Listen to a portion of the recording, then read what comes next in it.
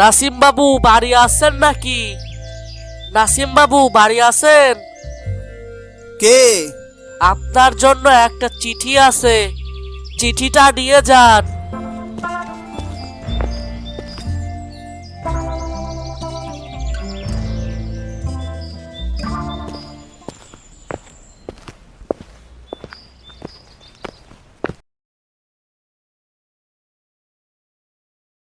কি লেখা আছে চিঠিতে? দেখি তো চিঠিটা পড়ি। হ্যাঁ, এটা দেখছি হেডকোয়ার্টার থেকে এসেছে।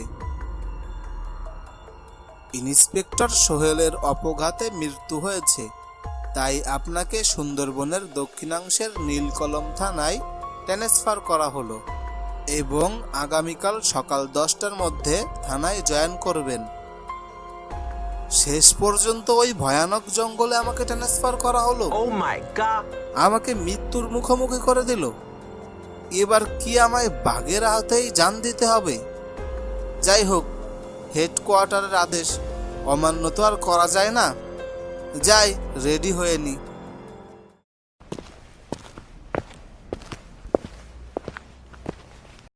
এই তোমরা আরেকটু অপেক্ষা করো, এখনই স্যার চলে আসবেন।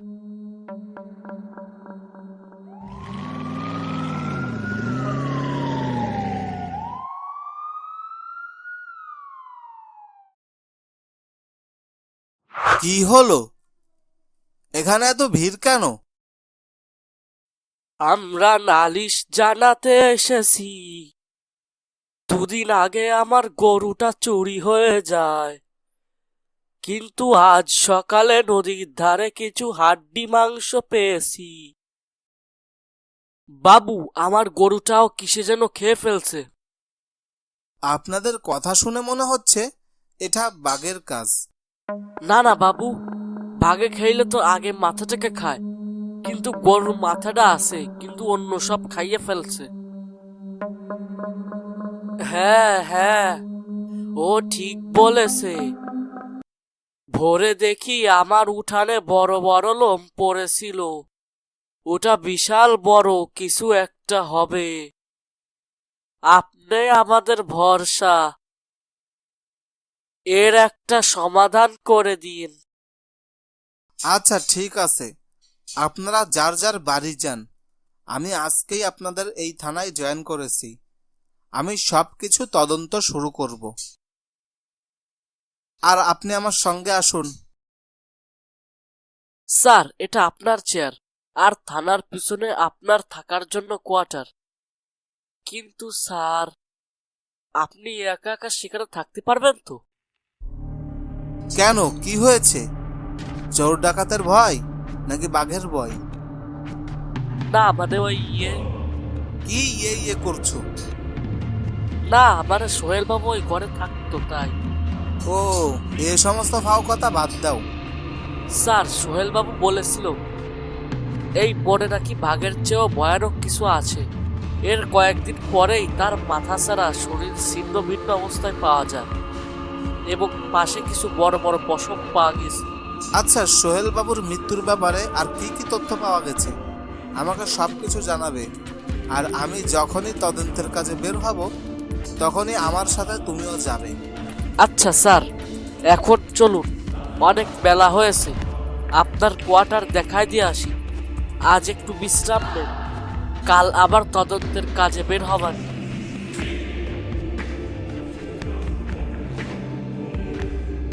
কি ব্যাপার? কি হতে পারে এটা? কে করলো খুন? ভূত পেত হবে নাকি? না না, সেখানে নাকি আবার লোম পড়েছিল। দেখি সকালে একবার বনের ভিতর থেকে ঘুরে আসতে হবে। যদি কোনো কিছু পাওয়া যায় তাহলে ভালোই হবে না।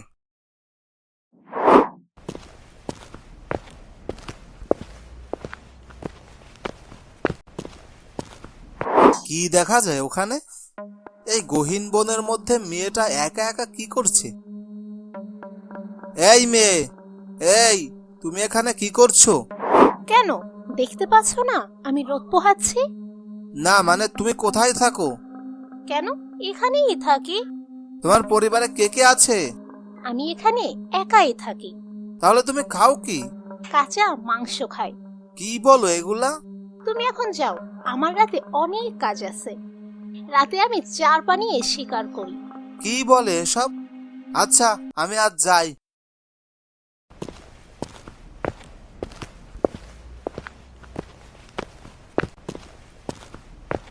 মেয়েটাই কি সেই ডাইনি, নাকি ও সাধারণ কোনো মানুষ, নাকি যাই হোক, কালকে ওকে ধরে এনে থানায় আটকিয়ে রাখবো, তারপর সব কথা স্বীকার করাবো ওকে দিয়ে।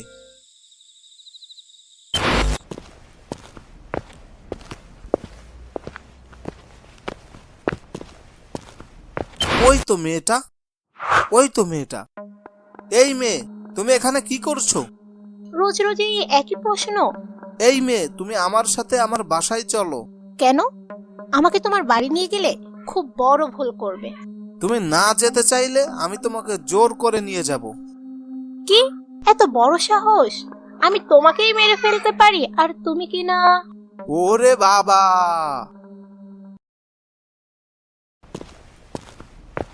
বাবু দাঁড়ান, দৌড়াতে দৌড়াতে এদিক থেকে আসলেন যে?